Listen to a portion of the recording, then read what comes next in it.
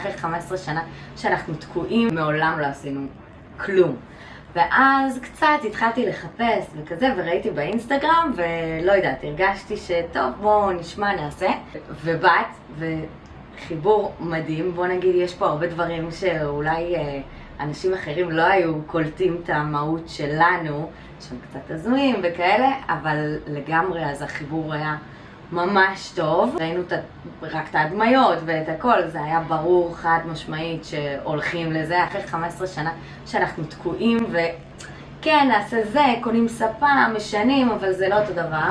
היה מדהים, את וחגי בתור צוות, כל כך חשוב שגם כל האנשי מקצוע שהבאתם, וגם זה שמי שמנהל את זה בפועל זה גם מי שעובד ועושה. רגע שעובדים מול בן אדם שהוא מההתחלה עד הסוף בזה, וזה הרגיש כאילו את במשרד, את שלנו. עכשיו אנחנו כל היום עובדים, מהבוקר עד הערב, באים למשרד, לא יוצאים מפה. בלי לחשוב מה הייתי עושה ואולי לשנות.